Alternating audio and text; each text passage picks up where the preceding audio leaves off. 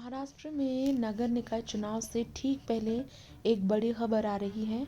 Bharatiya Janata party और उद्धव गुट के एक साथ आने को लेकर संजय राउत ने इस पर क्या कहा है, आपको बताएंगे। सबसे पहले बता दी, बीएमसी चुनाव को लेकर उद्धव गुट ने कर दिया है ऐलान और दूसरे निकाय चुनाव में अकेले ही लड़ने का लिया है चुनाव उद्धव गुट ने। असल में संजय राउत ने साफ कहा है, इंडिया गठबंधन और एमवीए तो सिर्फ विधानसभा और लोकसभा चुनाव के लिए है। राउत के ही मुताबिक उद्धव ने ऐसे संकेत दिए हैं कि अकेले ही चुनाव लड़ना चाहिए। इसके बाद आप सबको हमारे इस रिपोर्ट में बताना चाहेंगे।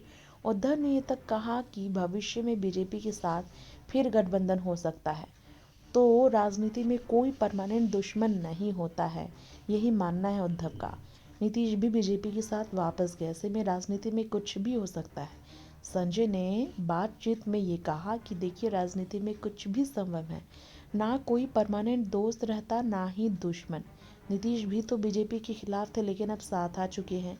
फडणवीस के आने से पहले बीजेपी और शिवसेना साथ थे। संजय राउत ने कहा कि सेना तो बीजेपी की सबसे भरोसेमंद दोस्त थी, लेकिन बीजेपी ने हमें लात मारी। लेकिन मैं मानता हूँ राजनीति में कुछ भी हो सकता है। राउत से सवाल किया गया, क्या कोई संभावना है कि बीजेपी के साथ फिर गठबंधन हो जाए, तो फिर से गठबंधन को लेकर राउत ने कहा इस पर सहमति जताते हुए कि गुंजाइश ज़रूर है। इससे एक बात तो कंफर्म है कि पूरी तरह से राउत भी उद्धव के साथ खड़े हैं, बीजेपी की समर्थन में आने के लिए, बीजेपी के साथ मिलकर चुनावी मैदान पर होने के लिए। लेकिन सवाल है कि शिंदे गुट, जिसने उद्धव सेना से बगावत की और अपनी शिवसेना का गठन किया, वो आखिर शिंदे गुट का क्या होगा। Next 9 political wise report.